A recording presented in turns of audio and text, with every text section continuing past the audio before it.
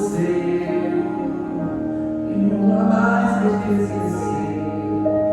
Ele sabe de tudo que você está passando e mandou te dizer que Ele está cuidando.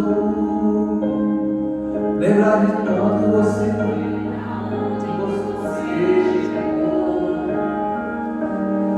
lembrar de todos os livramentos que você já passou. Nem era pra você estar aqui, mas Deus falou assim: esse aí vou levantar. E onde colocar a mão eu vou abençoar.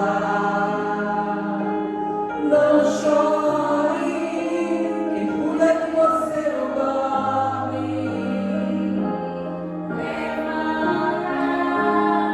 Cuida de você te ama. Deus mandou te dizer que vai acontecer. Deus mandou te falar que tudo vai passar.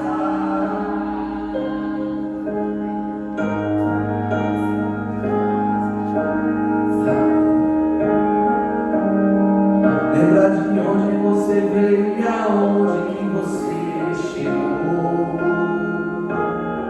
Lembrar de todos os livramentos que você já passou. Nem era pra você estar aqui, mas Deus falou assim: esse aí vou levantar. E onde colocar a mão eu vou abençoar. Não chore, quem cuida de você não dorme. Levanta, tem muita gente que te ama. Deus mandou te dizer que vai acontecer. Deus mandou te falar que tudo vai passar. Aleluia, irmãos, tudo vai passar, Senhor. Tudo porque o Senhor é conosco. Amém. Amém. Obrigado, Senhor, por estar conosco, Senhor. Amém. Irmãos, que o Senhor me perdoe pela desafinação, pela ousadia de louvar a casa do Senhor, não é? Esse é um louvor que eu amo muito, sabe? Eu acho que fala aos corações de todos nós, né? Que Deus nos deu tanto livramento, né? Nos trouxe até aqui, né? E a gente, quando fala até aqui, o mundo não entende, né? Pensa que é um local de muita honra, muita riqueza, muita bênção, né? Material, mas é um lugar onde a gente é filho de Deus, né, irmãos? E sai do tom em alguns momentos, nervosismo mesmo, irmão, que quanto mais a gente vai fazendo a obra do Senhor, mais a camisa vai pesando, sabe? Mais o chamado vai pesando e vai ficando cada vez mais difícil, sabe? É uma responsabilidade cada vez mais difícil. Irmãos, de início quero agradecer pela presença de todos. A paz do Senhor, quero saudar a igreja com a paz do Senhor. Quero agradecer as irmãs, irmã Eliana e a irmã Tassiana, que chegaram hoje cedo, né? Para fazer uma faxina, uma limpeza na igreja, e a igreja está super limpa, né? Parabéns às irmãs. Agradecer a irmã Eliana, que nos trouxe uma palavra inicial, né? De edificação e de consolo, né? Uma palavra que fala sobre perseverança, né? E muito obrigado, irmãs, vocês são verdadeiras servas do Senhor. E é assim que Deus quer, que o seu povo seja servo, mas além de tudo, tenham consciência que são filhos e sacerdotes, para a honra e glória somente do Senhor. Irmãos, vamos abrir nossas Bíblias no Evangelho de Lucas, capítulo 1, a partir do verso 26. Estamos aí nos aproximando do Natal, né? Que o pessoal comemora o Natal. Capítulo 1, verso 26. E vamos falar um pouquinho sobre o nascimento de Jesus. Lucas 1, 26. Lucas 1, 26. Não é? Essa data Lucas 1, 26. Sabemos que essa data é bem provável que não tenha sido nessa data que Jesus nasceu, porém é bom a gente ter uma data para a gente comemorar, relembrar, né, o nascimento de Jesus. E era bom mesmo que todo mundo tivesse a consciência, né, do peso do que esse nascimento representa para a humanidade. E o que esse Jesus representa para a humanidade. Não é somente um teatro, não é somente como é que nas escolas fazem, né? Aquela teatrinho, né, de Jesus, aquela coisa toda. Mas o que representa esse Jesus, esse Deus encarnado? Então vamos falar um pouquinho sobre ele. A partir do verso 26, vamos ler comigo. E no 6º mês, foi o anjo Gabriel enviado por Deus a uma cidade da Galileia, chamada Nazaré, a uma virgem desposada com um homem cujo nome era José, da casa de Davi, e o nome da virgem era Maria. E o nome da virgem era Maria. E vindo o anjo até ela, disse: Salve, agraciada, o Senhor é contigo, bendita és tu entre as mulheres. E vendo, ela turbou-se muito com sua palavra, considerava que saudação seria esta. Disse então o anjo: Maria, não temas, porque achastes graça diante de Deus. E eis que em seu ventre conceberás e darás à luz um filho, e chamarás o nome Jesus. Este será grande e será chamado Filho do Altíssimo. E o Senhor Deus lhe dará o trono de Davi, o seu pai, e reinará eternamente na casa de Jacó, e o seu reino não terá fim. E Maria disse ao anjo: Como se fará isso, visto que não conheço homem algum? E respondendo o anjo, disse-lhe: Descerá sobre ti o Espírito Santo, e o poder do Altíssimo lhe cobrirá com sua sombra. Por isso também o santo que em ti há de nascer será chamado Filho de Deus. E eis que também Isabel, tua prima, concebeu um filho em sua velhice, e esse está no 6º, e é esse o 6º mês para aquela que era chamada estéril, porque para Deus nada é impossível. Disse então Maria: Eis aqui a serva do Senhor, cumpra em mim segundo a sua palavra, e o anjo ausentou-se dela. Irmãos, vamos para o capítulo 2, nascimento de Jesus. E aconteceu naqueles dias que saiu um decreto de Augusto César, e este primeiro Augusto César, para que todo mundo se alistasse. Esse primeiro alistamento foi feito segundo Quirino, presidente da Síria, e todos iam alistar-se, cada um em sua própria cidade.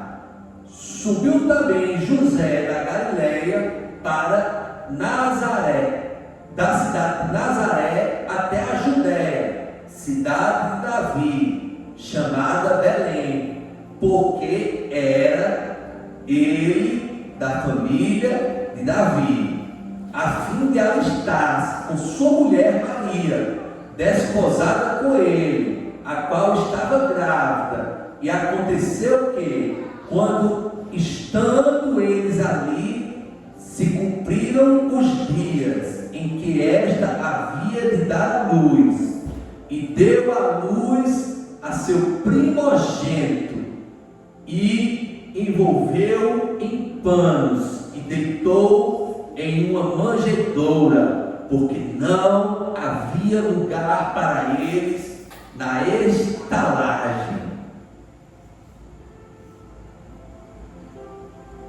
Vamos para o versículo 21, para finalizar a leitura. E quando os 8 dias foram cumpridos para circuncidar o menino, foi-lhe dado o nome Jesus, que segundo o anjo fora posto antes que no ventre fosse concebido. E cumpridos os dias da purificação dela, segundo a lei de Moisés, o levaram a Jerusalém, para o apresentarem ao Senhor, segundo o que está escrito na lei do Senhor: todo macho que abrir a madre será consagrado ao Senhor. E para oferecer o sacrifício, segundo disposto na lei do Senhor, um par de rolinhas e 2 pombinhos foram oferecidos em sacrifício. Senhor meu Deus, perdoa os meus pecados, Senhor. Ajuda, Senhor, o teu servo, Pai. Essa palavra foi dada pelo Senhor, Pai. O Senhor não pediu para eu modificar, Senhor. O Senhor não pediu para eu alterar, Senhor. O Senhor deu, Senhor, através do Espírito Santo, Pai. E fala à tua igreja, Senhor. Não deixe eu atrapalhar, Senhor, a ministração da palavra, Senhor.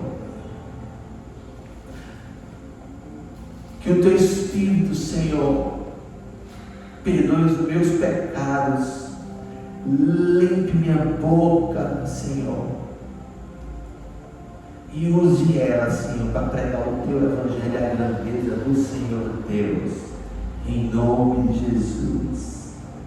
Amém. Senhor, repreende todo o mal, Senhor, repreende tudo que está querendo, atrapalhar esse momento de culto, de adoração ao Senhor. E hoje, Senhor, iremos te adorar, iremos te glorificar, iremos exaltar teu nome, porque o Senhor é digno de toda honra, louvor e glória para sempre. Amém. Amém. Ó. Pega.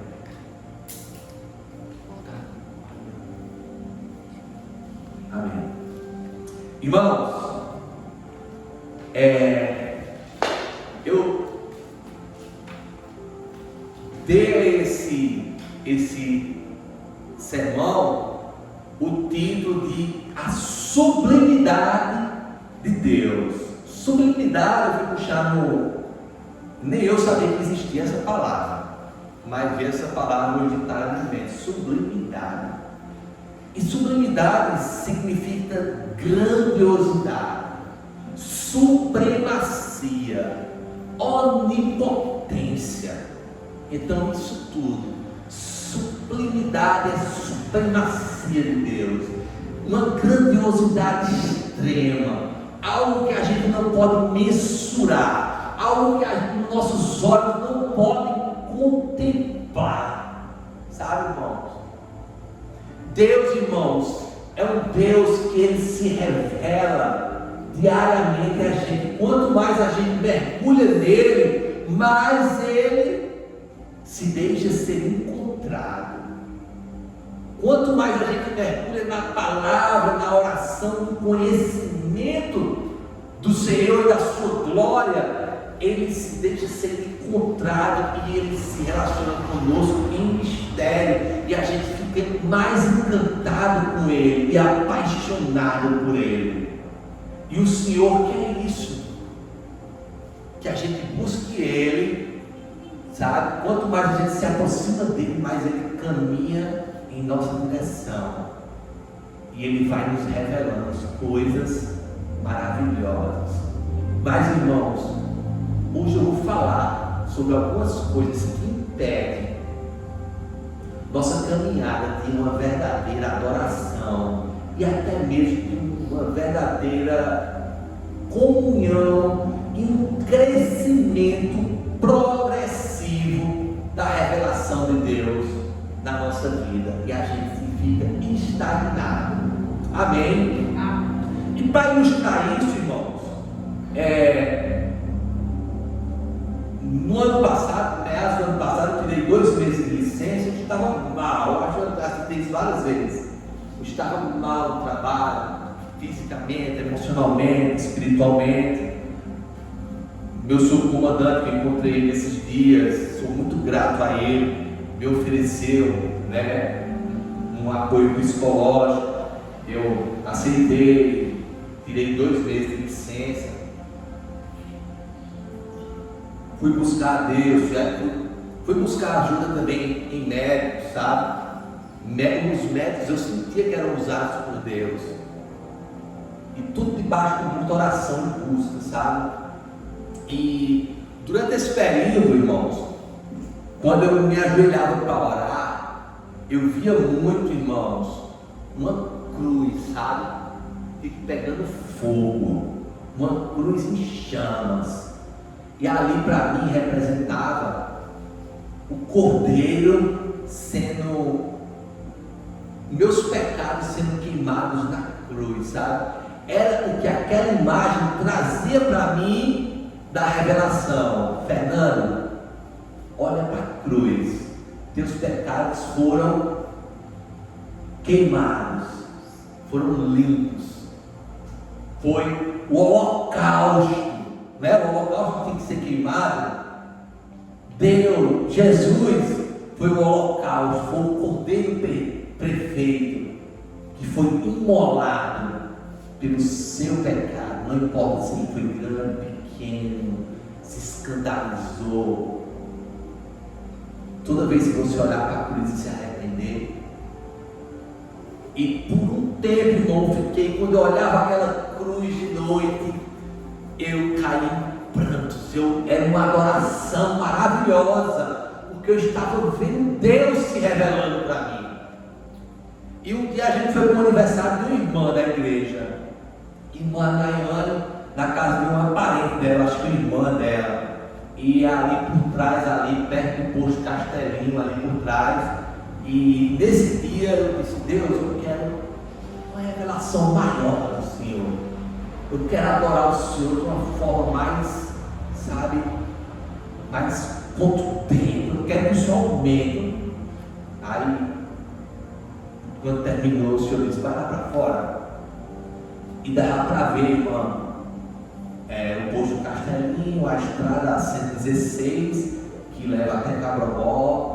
E não sei se vocês já assistiram televisão, ouviram fotos, ou já presenciaram aquela aurora boreal, aquele fenômeno, que é como se fosse assim, uma luz assim colorida, sabe, que cola o céu, sabe? É um fenômeno. Eu acho que é isso, Camila, do que tem a aurora boreal. E Deus me mostrava isso, sabe? O céu coberto com essas luzes coloridas.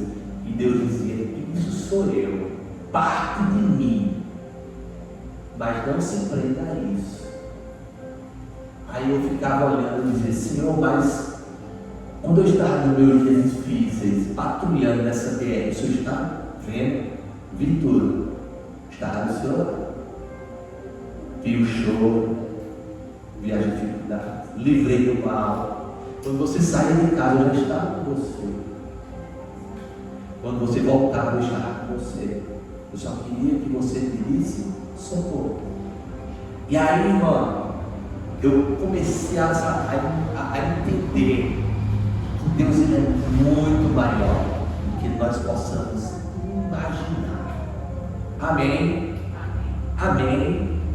Irmãos, isso é uma revelação linda, irmão. Sabe? Era como se Deus tivesse mostrado nascer em sequinho, sabe? Assim como um fogo, sabe? E era visual. Nós temos que buscar encontros com Deus, irmão. Isso muda nossa jornada. E desse dia para cá vai fazer 1 ano e meio, irmão. Só assim, crescimento, sabe? Na revelação do Senhor. Mas vamos lá. Aqui está falando do nascimento do Filho de Deus, que se deu através de uma mulher escolhida, uma virgem, chamada Maria, prometida em casamento a um homem simples, chamado José, da linhagem de Davi. Cumpriu a Escritura? Cumpriu, porque os profetas do judaísmo, que Jesus era judeu, apontavam que mais de 600 profecias messiânicas que apontavam para o nascimento, para o crescimento, para a vivência, para a morte e ressurreição de Jesus. Ele cumpriu todas essas profecias, todas apontavam para Jesus. Mas olha só, aqui diz o que? A Maria, olha, ele reinará na casa de Jacó. Está entendendo? Ele será rei. Então imagine, irmãos, em muitas profecias dizia que ele era rei dos reis, que ele iria governar, que ele iria instituir um reinado, sabe? Então todo mundo esperava que ele viesse nascendo no palácio, no templo de Jerusalém, sabe? Já que ele era da linhagem de Davi, já que ele ia ser um rei poderoso, ao ponto de todas as nações se ajoelharem diante dele. Está entendendo? Ao ponto de ele quebrar o jugo do pecado, ao ponto de todos se renderem a ele, e todos se renderão. A palavra do Senhor diz que todo joelho se dobrará na terra e no céu. E a palavra, ela não falha. Eu posso falhar, mas a palavra de Deus, ela não falha. Um dia nós iremos ver todos os joelhos se dobrando diante do nosso Senhor Jesus Cristo. Mas no livro de João, irmãos, no primeiro capítulo diz o seguinte, e tem um título: o verbo feito carne. Aí João ele faz uma referência lá ao livro de Gênesis. Ele diz: no princípio era o verbo, e o verbo estava com Deus, e o verbo era Deus. Ele estava no princípio com Deus.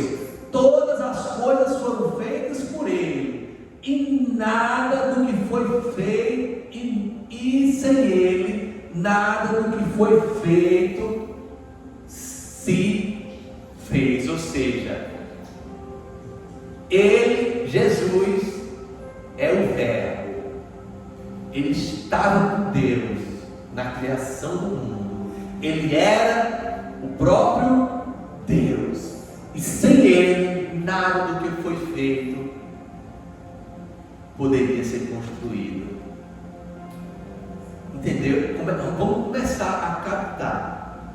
Aí no versículo 14, capítulo 1 diz: e o Verbo se fez carne, habitou entre nós, vimos sua glória, como a glória do unigênito do Pai, cheio de graça e de verdade. No versículo 18 diz: Deus nunca foi visto por alguém, o Filho unigênito que está no seio do Pai, este o revelou. E Êxodo 32, 20 diz que o Deus Todo-Poderoso, o Pai, Ele nunca foi visto por ninguém, mas uma forma de ter sido visto foi se fazendo carne, vindo a esse mundo em forma humana. Isaías 53 vai dizer: verdadeiramente Ele tomou sobre si as nossas enfermidades e nossas dores levou sobre si, e nós o reputamos por aflito, ferido de Deus e oprimido, mas Ele foi ferido por causa das nossas transgressões e moído por causa das nossas iniquidades. O castigo que nos traz a paz estava sobre Ele, e pelas suas pisaduras nós fomos sarados. Ou seja, Deus onipotente, onipresente, onisciente, que através do Espírito Santo fez gerar uma mulher simples, o seu filho, para sofrer, morrer e ressuscitar pela nossa salvação. Ele era um homem de dores, ele era um homem desprezado, ele era o mais rejeitado entre os homens. Amém? Irmãos, agora aqui eu vou fazer uma parada, uma pausa. Vou falar um pouquinho, irmãos, da história do povo de Deus e das grandes revelações de Deus ao seu povo. E depois eu vou voltar para o nascimento de Jesus. Irmãos, Deus é um Deus que se revela de uma forma simples, e Deus é um Deus que se revela de uma forma temerosa. Deus é um Deus que se revela na fome, na escassez. Você diz: Deus, meu Deus, deixa faltar tudo, que aí quando eu chegar, ela ou ele vai dizer: fui Deus. E Deus também é um Deus que se revela na simplicidade de uma flor, de uma rosa, da criação, sabe? Do nascer de uma criança. Que tudo que há é criado por Deus. Mas, irmãos, a gente já viu que Deus criou o mundo, e aí tem a teoria da Trindade. Deus Pai, Deus Filho, Deus Espírito Santo estavam lá na criação do mundo. Criaram o mundo em 6 dias, no 7º dia descansaram. Criaram o homem e a mulher, eles pecaram, veio o pecado. Por um só homem entrou o pecado no mundo. E vou pegar aqui onde eu anotei algumas coisas.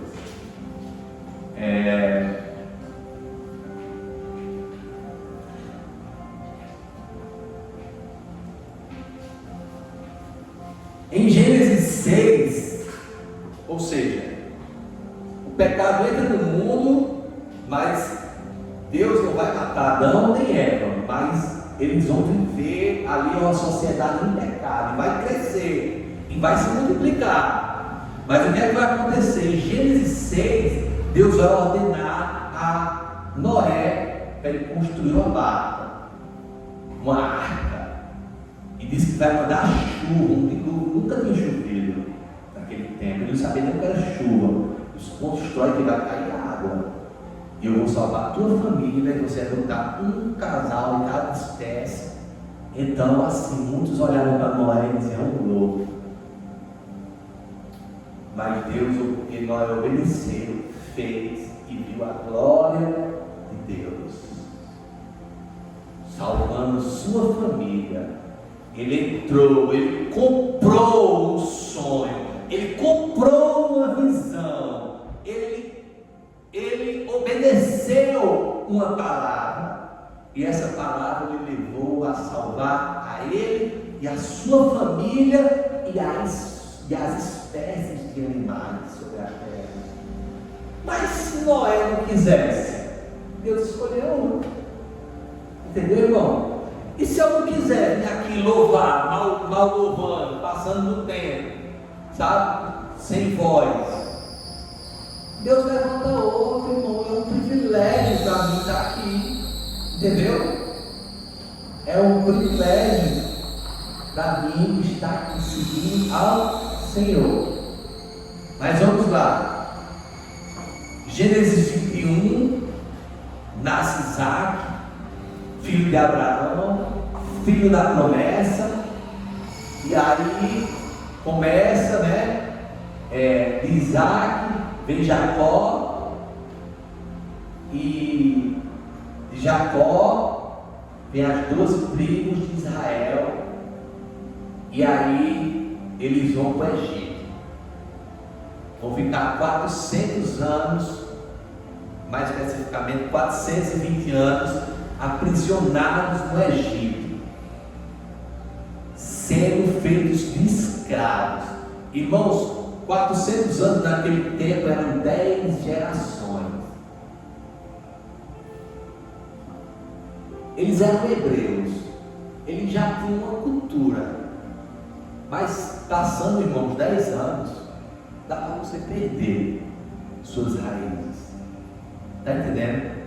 Se você passar 10 dias sem ler a Bíblia e andando no forró, você se desvia. Imagina 10 gerações, trabalho forçado, vendo os deuses dos egípcios, que era o sol, que era a lua, que era o mar, o rio, que era não sei o que, era objeto. A gente tem que ver alguma coisa para crer no Deus. O Deus é o próprio faraó, coisa do tipo.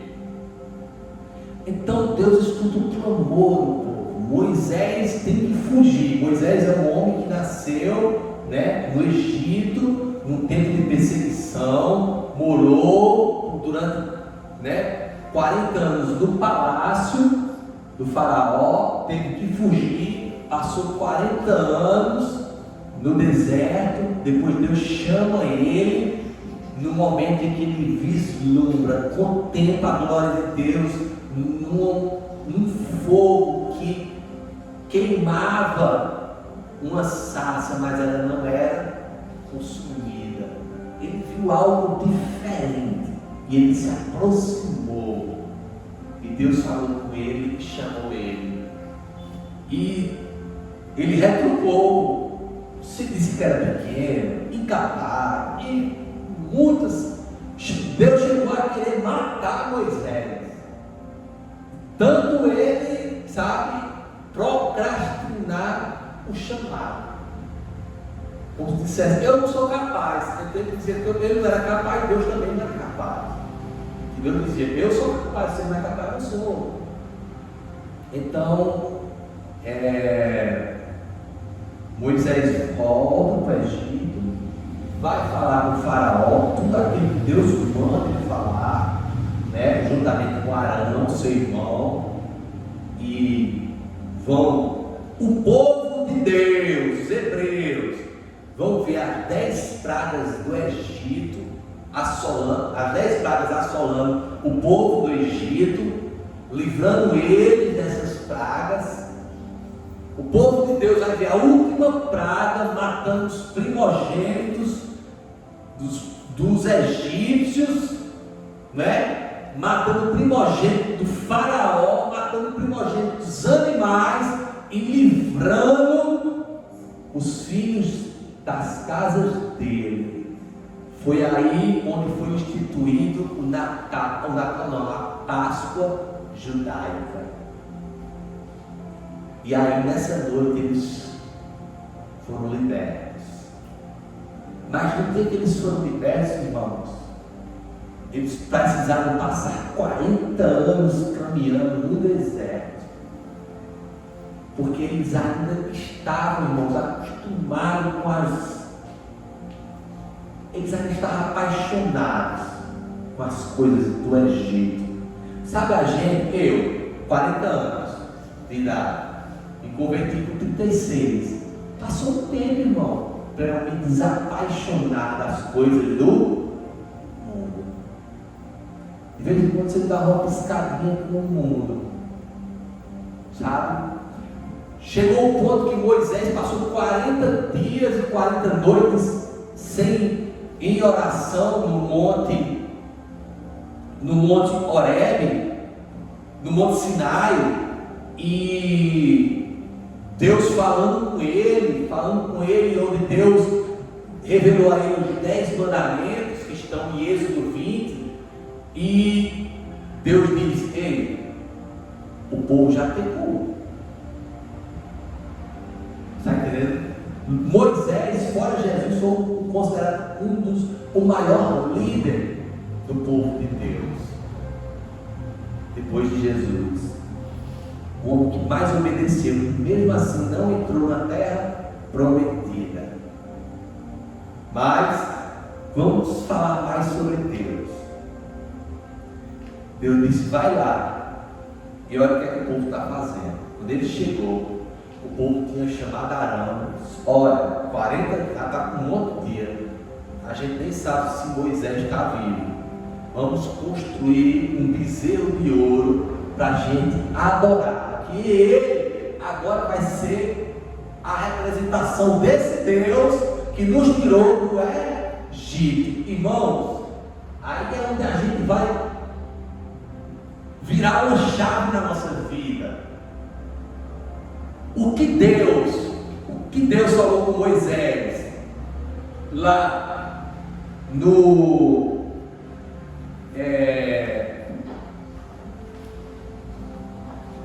em Êxodo 24 foi: não farás para ti imagem de escultura, nem alguma semelhança do que há em cima do céu, nem debaixo da terra. Deus não tem problema de identidade.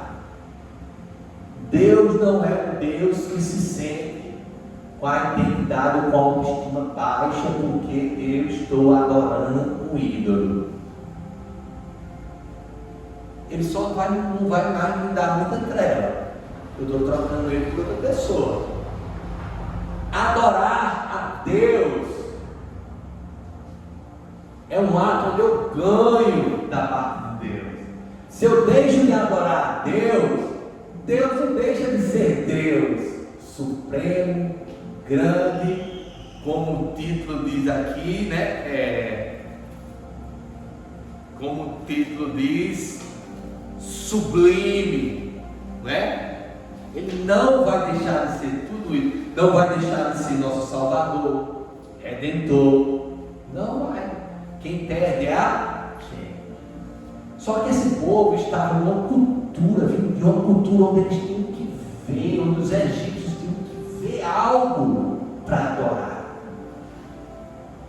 Então eles tiveram que construir um bezerro de ouro. Eles não estavam trocando Deus, aquele Senhor Deus que tirou eles do Egito, abriu o mar vermelho, matou o exército de Faraó por um bezerro. Não, o que eles estavam fazendo era construir um bezerro para dizer: esse é Deus, vamos se ajoelhar e olhar para ele, ficar rezando, orando, olhando para ele. Está entendendo? Ou seja, limitando, botando Deus numa caixinha. Irmão, Deus não cabe em caixinha nenhuma. A gente tem a Terra, tem a Via Láctea, tem o universo. Deus não cabe nesse universo. A Terra foi feita por Deus. A Via Láctea é pequena. Entendeu? Deus não cabe em nenhuma teoria, em nenhuma caixa, em nenhum argumento que o homem queira colocá-lo. A revelação de Deus, ela é proporcional à nossa busca. Buscar-me-eis e me achareis, quando me buscarem todo o vosso coração. Tire seus ídolos do coração e veja como eu vou me mostrar para você. O que é que acontece depois do bezerro de ouro? Moisés se ira, quebra a pedra com os 10 mandamentos. Deus refaz, né? Entrega de novo a Moisés. O povo vai começar a caminhar no deserto. Vai cair pão, o povo se vai reclamar de fome, vai cair maná. Maná do céu, pão diário, alimento, substância, o pão que mantém o povo, né? Em todas dizem os historiadores que a teologia necessita de arqueólogos, historiadores, sabe? Para comprovar às vezes muitas coisas que tem na Bíblia. Que o maná era um alimento perfeito, ele tinha, sabe, a gordura, a quantidade de proteína, de carboidrato necessário para o dia a dia, sabe? E eles tinham a quantidade necessária para colher por dia. E o que ele deixasse no outro dia apodrecia, virava bicho. Mas por que, irmão? É como a palavra de Deus, é como a oração. A oração e a leitura, o devocional, as disciplinas espirituais, é como o maná de Deus, é o pão diário. Eu sou o pão da vida. Todos os dias a gente tem que acessar a Deus, se alimentar do seu maná. Jesus disse ao diabo: nem só de pão viverá o homem, mas da palavra de Deus. Todos os dias a gente tem que ir pegar o maná. E amanhã, minha meta é ler 5 capítulos da Bíblia, mas hoje eu li 15, então eu posso passar mais 2 dias sem ler. Faça isso não, irmão. Se é 5, deu para ler 20, no outro dia quando me lê 5, leu 1. Mas não deixe de se alimentar da palavra de Deus e de orar. Amém? Aí o que é que Deus vai fazer? Deus vai se mostrar grande novamente. Vê a grandiosidade de Deus. Um Deus que faz uma mulher estéril, uma mulher idosa, ter filhos. Abraão e Sara, um casal idoso, ter filhos. E deles ter uma geração, 12 filhos. José se torna rei do Egito. Quem foi governador do Egito? Quem foi que colocou ele lá? Deus. Para salvar o povo de Deus da fome. Olha como Deus se revela desde o início da história. Aí agora está tudo tranquilo. Aí Deus diz: Moisés, reúne o povo, reúne os sacerdotes, reúne os anciãos, que eu quero falar para a congregação, ao redor do Monte Horebe. Eu já citei essa passagem, mas cabe ela hoje. E aí, irmão, começou a chover raios, o monte começou a tremer, a terra começou a tremer.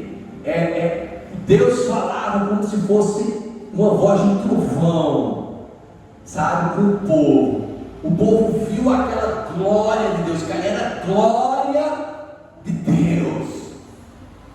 E o povo começou a se assustar. E Moisés estava ali e Deus disse: olha, não deixa o povo passar do limite, porque senão vão morrer. Com a glória, a presença de Deus era tão forte, sabe? Moisés chegava, mas o povo não podia chegar. Aí o povo chama Moisés e diz: ei, Moisés, o negócio é forte. Faz assim, tu marca com Deus um horário, tu conversa com Deus, aí tu faz um resumo e passa para a gente, porque esse negócio aí é meio barra pesada, a gente não pega não.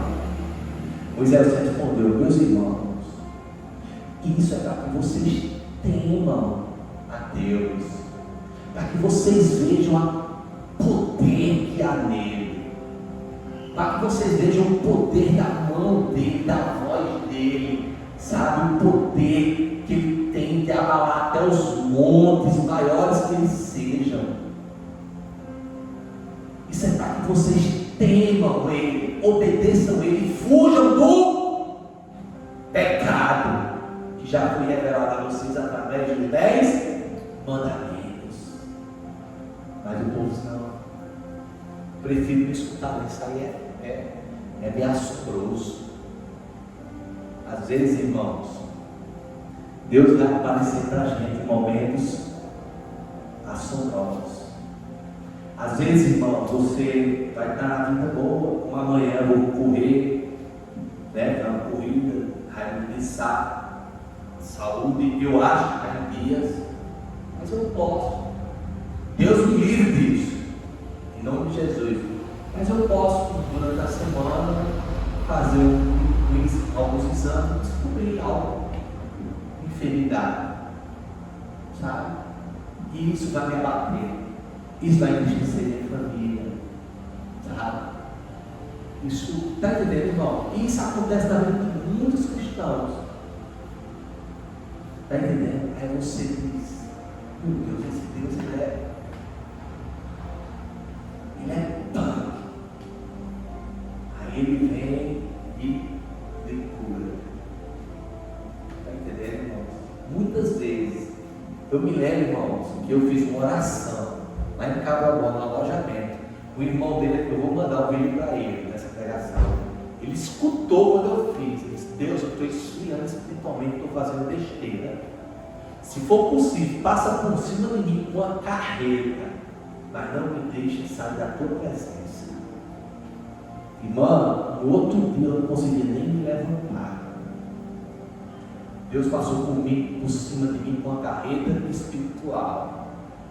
Desde esse dia eu não fui mais gente, até o dia que eu aceitei o tratamento do Senhor. Deus, ele faz, irmão. Deus, ele faz. Depois dessa situação do Monte Horebe, o povo não quis. Deus queria uma nação de sacerdotes. Deus não queria Arão, sacerdote, Moisés, seu amigo. Deus queria que todos tivessem um acesso a ele, conversassem com ele. Mas o que foi que aconteceu? O que foi que aconteceu?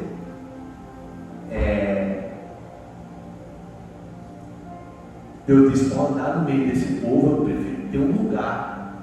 Eu tenho que ser o centro desse povo, para eles me adorarem. Já que eles precisam de uma imagem, de algo, então vou ordenar meu servo Moisés construir um tabernáculo e a arca da aliança. Olha só, irmão, se você ler, né, a construção, as orientações de Deus, milimétricas, tudo feito com ouro, bronze, prata, sabe, as estolas sacerdotais, sabe, muito coisa diferente, vai ser muito lindo, mas tudo aquilo para marchar no deserto, sabe? Deus ia à frente dele de dia, com uma nuvem de fumaça guiando o povo. De dia, nuvem de fumaça. de noite, coluna de fogo, aquecendo e guiando o seu povo. Tinha um momento que ele parava. Ali eles, os levitas, né, que eram responsáveis por tudo aquilo, pelos sacrifícios que eram feitos ali no tabernáculo, né, na tenda do encontro, no Santo dos Santos, que só quem entrava era o sumo sacerdote uma vez por ano, e tinha todo um ritual. E a lei, irmão, não era só os 10 mandamentos, eram levíticos, são mais de 600 leis que o povo tinha que cumprir. E toda vez que descumpria, tinha que oferecer sacrifícios, holocaustos. Então era um peso. Mas a lei tem uma funcionalidade. Lá em Romanos, Paulo fala: a lei ela foi criada para a gente ter consciência do pecado. Imaginemos que não tem código penal. Você não tem código penal na Constituição. Você iria roubar, você iria traficar, você iria assaltar um banco, iria viver que existia um estado anárquico, sabe? Mas Deus criou leis, e leis que para o homem é impossível se cumprir.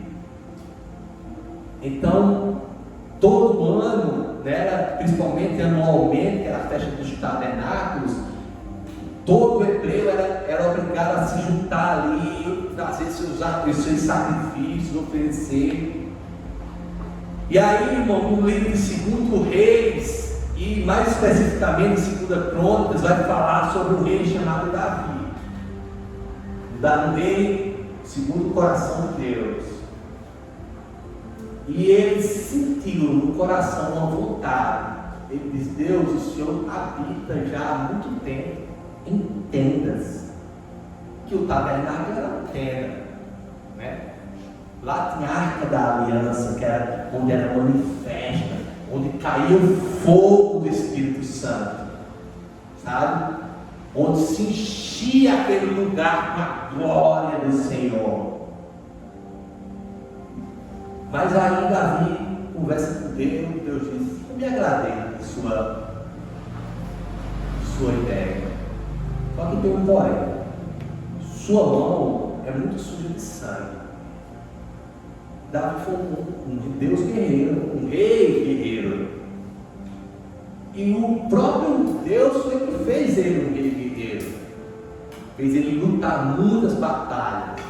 Ele disse: na minha casa você não pode. Mas seu filho Salomão, filho de Batseba, né, é quem vai me suceder e quem vai construir uma casa para eu morar. E aí Davi, já na transição do governo, né, como diz, já começou a arrecadar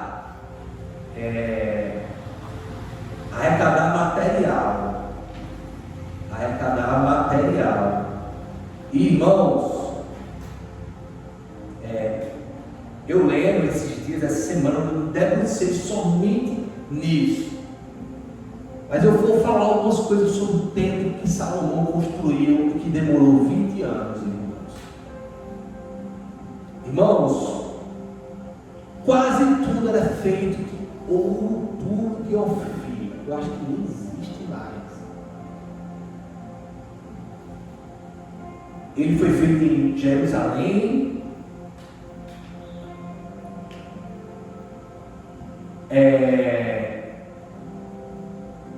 só o Santo dos Santos, o local onde um sacerdote entrava uma vez por ano,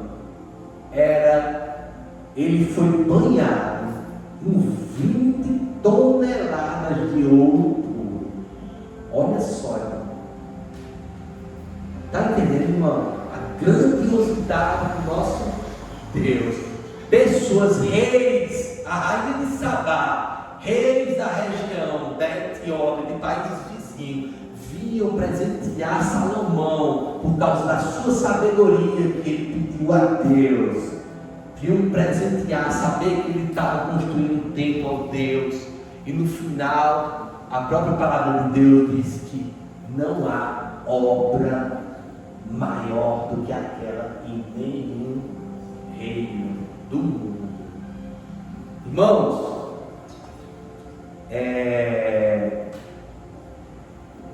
Salomão fez, tinha dois querubins que tinham na Arca da Aliança.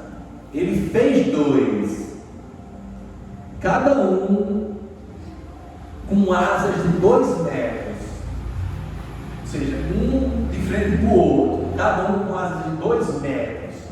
Uma tocava a asa do outro e a outra tocava o teto. Isso no local santíssimo, tudo de ouro. Tinha um altar de bronze, que media 9 metros por 4,5 de diâmetro, ou seja, 4,5 um altar, 4,5 de base e 9 metros de altura. Ele fez um mar de fundição redondo, com as dimensões de 4,5 de diâmetro, 2,5 metros de altura e 13,5 metros de circunferência, e colocaram ele sobre 12 touros, 12 imagens de touros, feitas de ouro. Irmãos, Salomão mandou construir. Ele recebia, durante a construção, em média, 23 toneladas de ouro puro. Olha só, irmãos, quanto luxo. Ele construiu 200 escudos, cada um com 7 quilos de ouro. E construiu mais 300 escudos menores, cada um com 700 quilos de ouro. Agora procure o valor do quilo de ouro hoje, de ouro de besouro, não é nem o puro.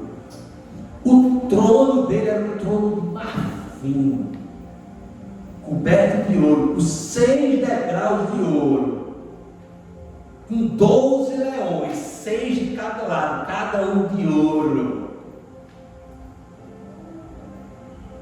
Irmãos, mas a maior obra que a humanidade viu e que Deus fez, isso aqui foi feito por Deus,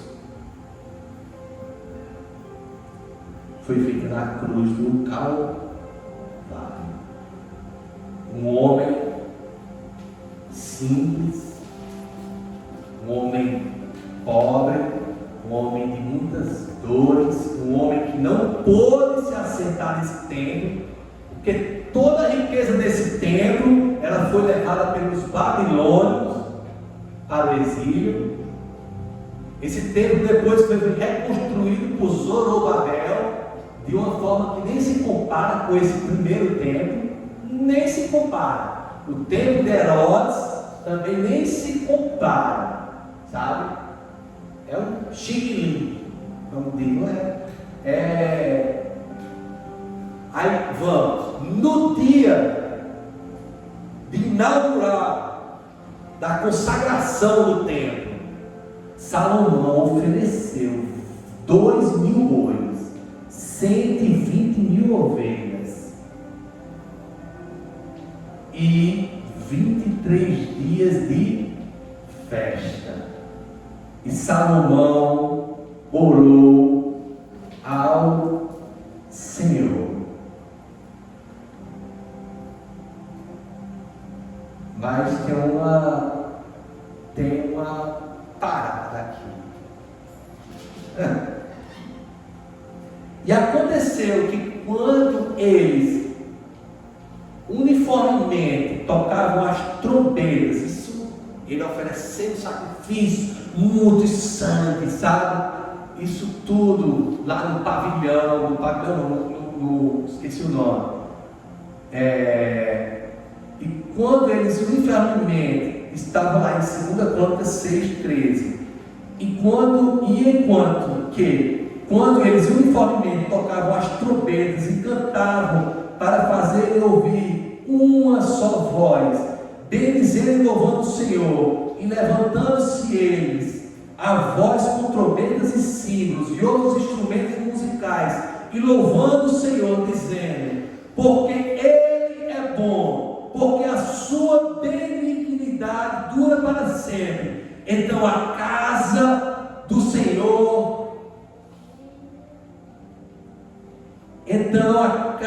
Senhor se encheu de uma nuvem, e os sacerdotes não podiam permanecer de pé para ministrar, por causa da nuvem e por causa da glória do Senhor, que estava tão grande presente naquele lugar. Irmão, aconteceu casos parecidos com Isaías.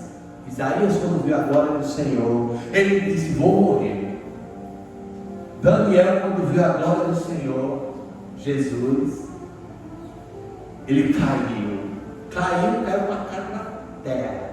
João, na ilha de Patmos, quando teve a revelação que viu Jesus vindo com os cabelos brancos, olhos como de fogo, voz como se fosse trovão, ele caiu como morto. Não há quem resista à glória de Deus. Irmãos, em Isaías tem uma profecia que diz assim, Isaías 8,14: portanto, o mesmo Senhor vos dará um sinal, eis que uma virgem dará à luz a um filho, e seu nome será Emanuel. Irmãos, eu disse que ia voltar, foi no texto inicial. Vamos para alguns detalhes para finalizar. Já estourei um pouquinho, mas pedir aos irmãos 10 minutos para a gente terminar o estudo. Irmãos, a gente viu a glória de Deus, a gente viu o tamanho de Deus, a gente viu que Deus tem poder para tirar o povo do Egito, teve poder para abrir o mundo, para fazer uma mulher engravidada feliz, sabe? Teve poder para destruir Sodoma e Gomorra, teve poder para envergonhar o império egípcio. Mas agora Ele está escolhendo uma família simples,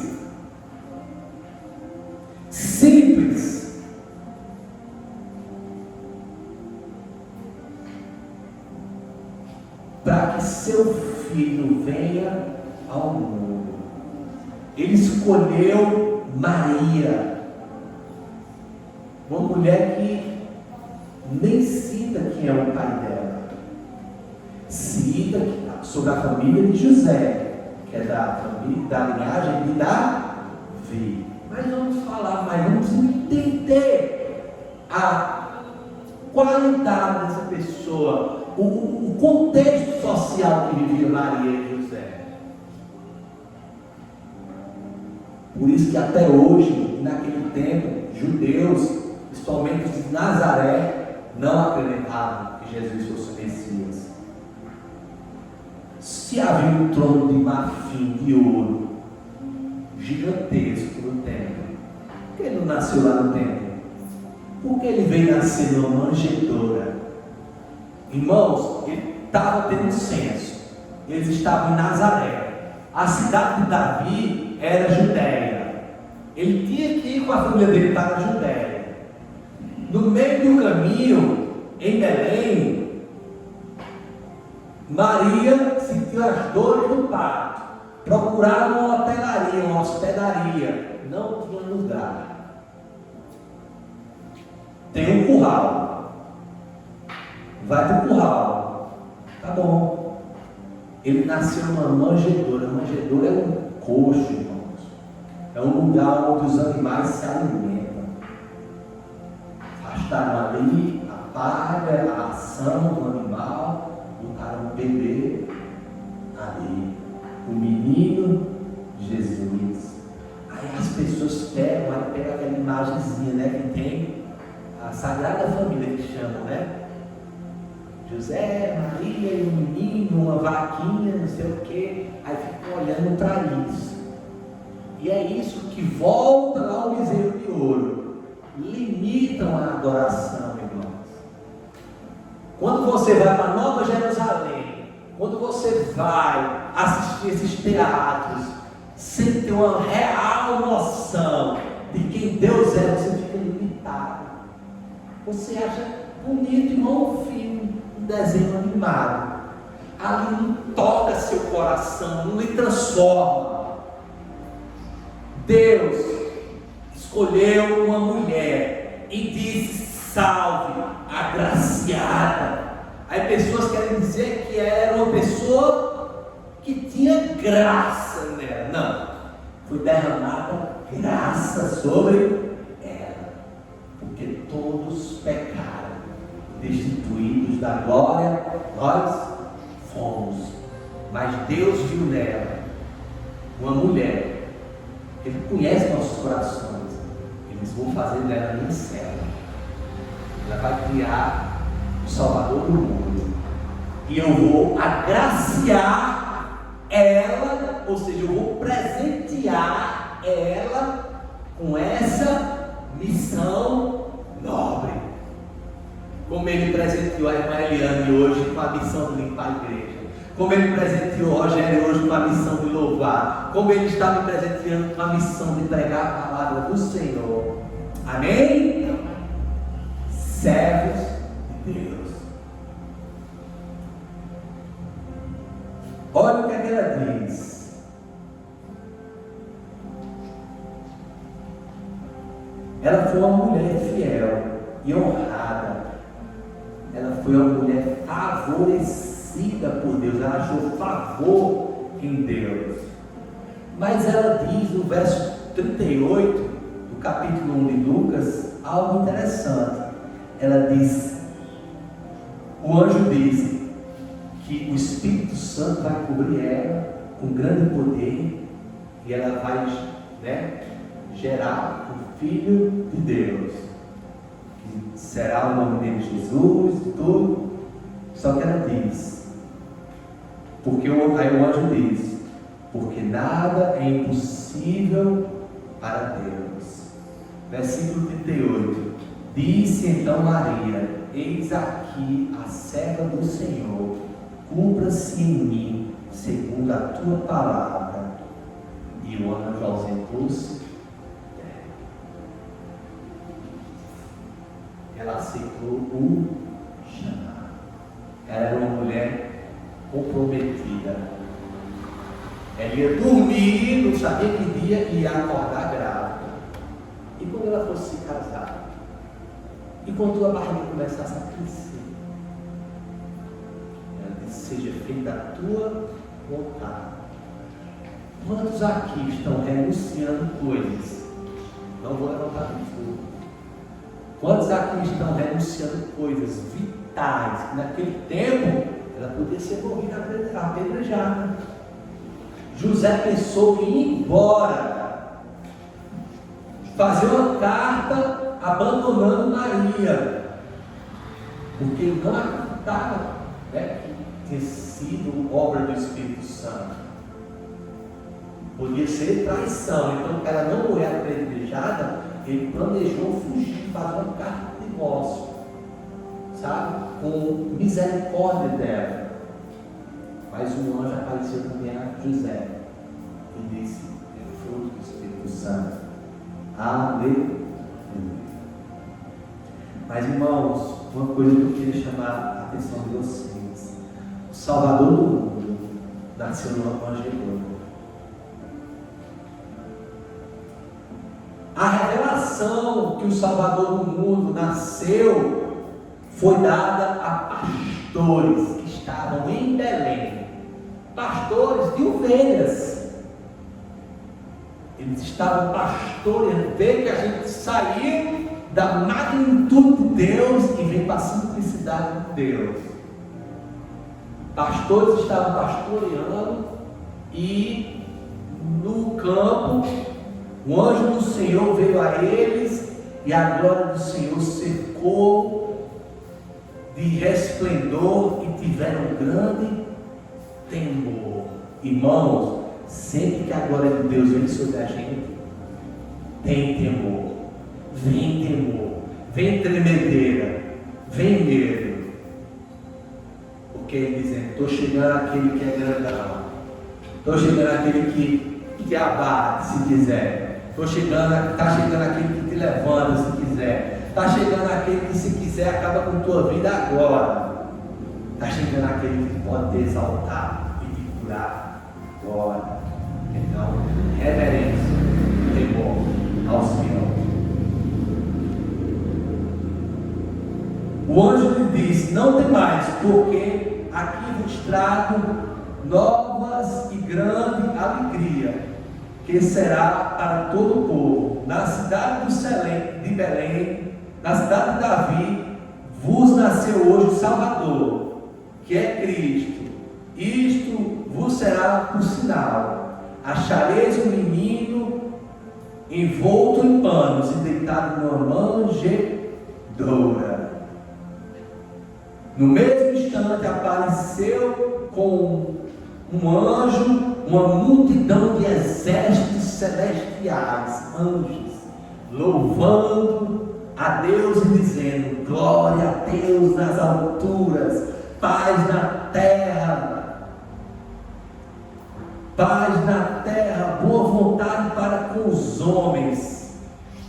E aconteceu que, se ausentando deles os anos, disseram os pastores uns aos outros: pois vamos até Belém e vejamos isso que aconteceu e que o Senhor nos fez saber. E foram apressadamente e o menino deitado, e acharam Maria e José e o menino deitado na manjedoura. Amém.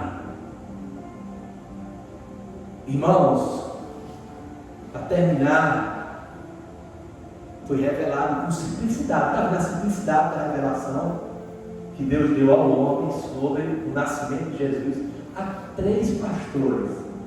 Vai lá que eu vou te mostrar. E eles depois saíram dizendo aos outros: nasceu.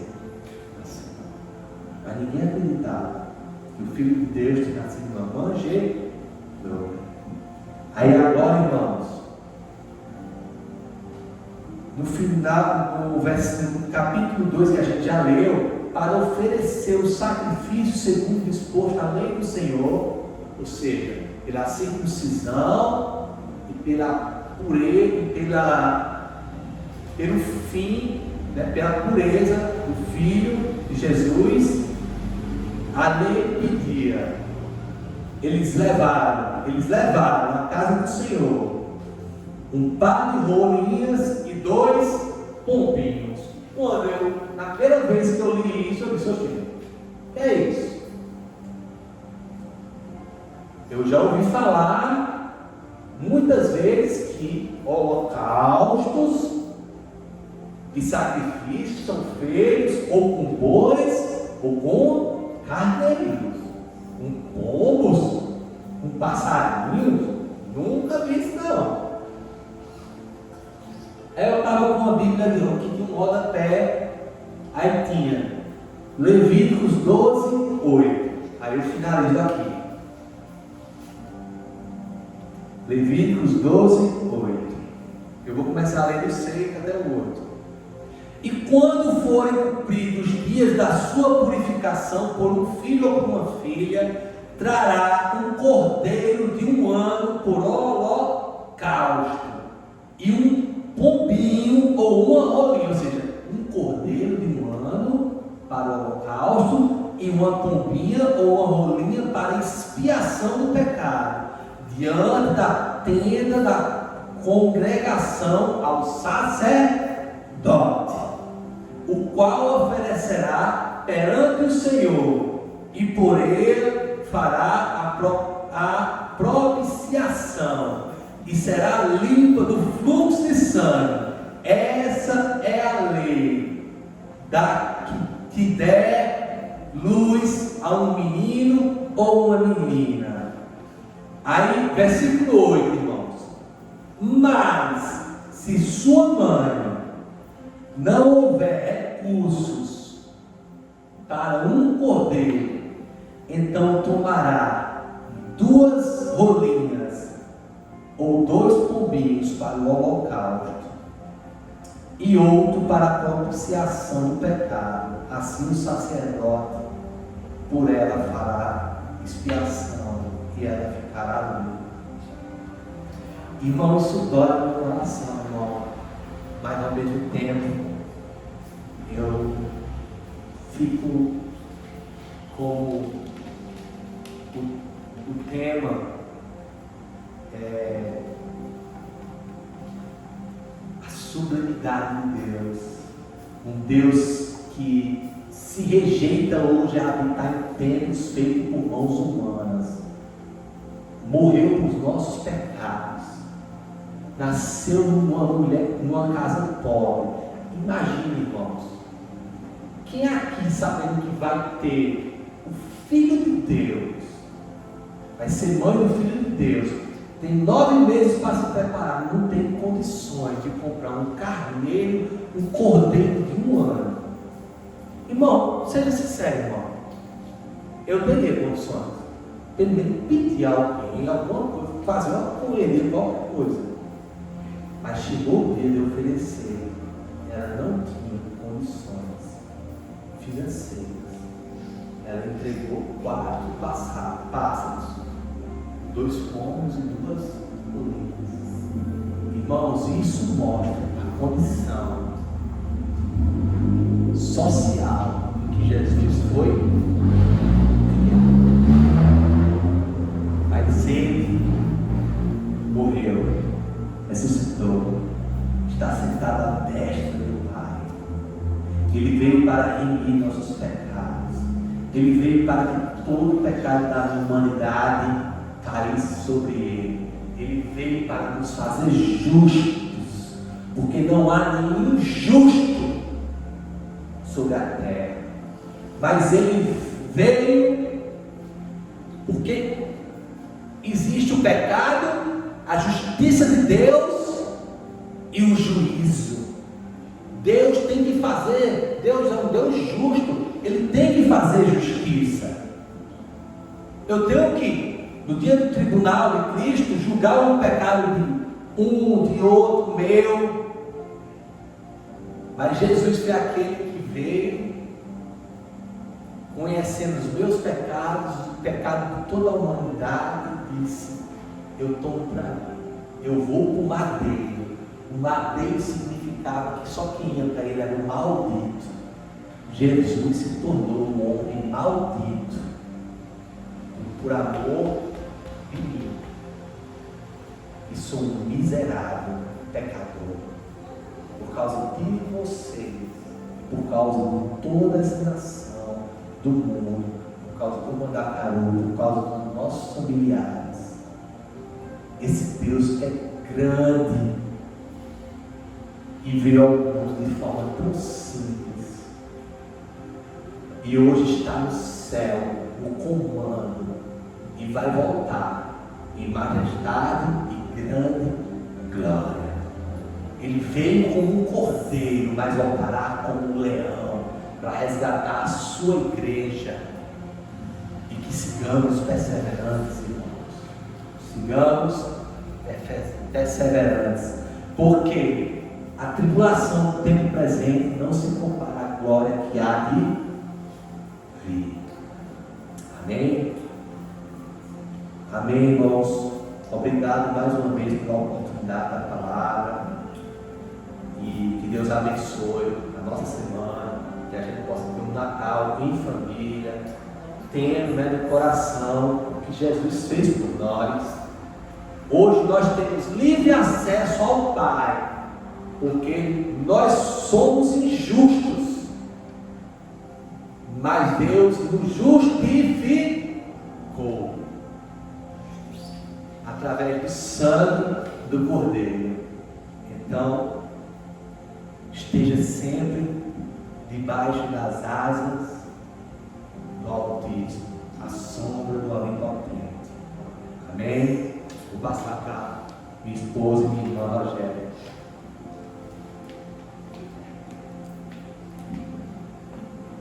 Amém, glória a Deus.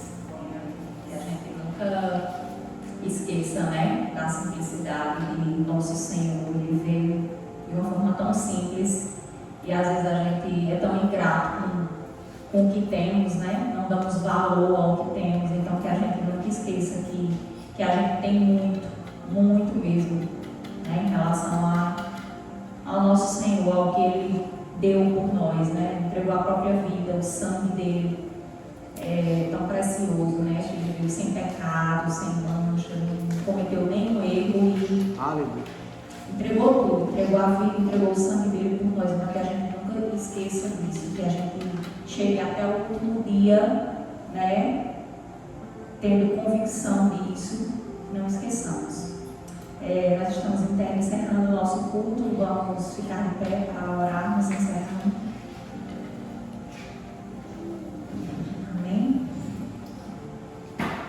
Oremos ao Senhor.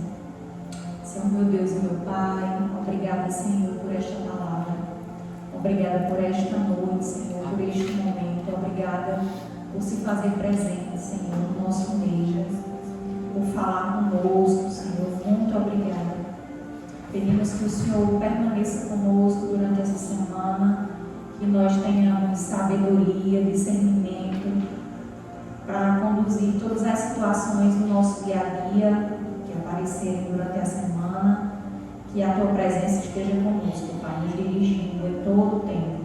Abençoa o restante dessa noite, Senhor, leve cada um em paz para as suas casas e fica conosco, Pai, abençoa essa semana. Em nome de Jesus, é o que nós te pedimos e já te agradecemos. Amém. Amém.